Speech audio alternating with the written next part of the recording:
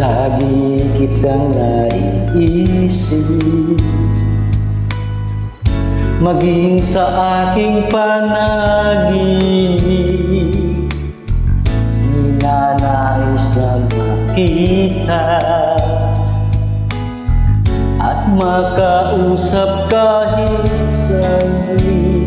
Umaasa na palagi yakap at kapiling kita.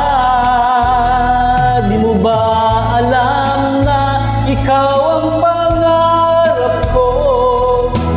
Damdamin ko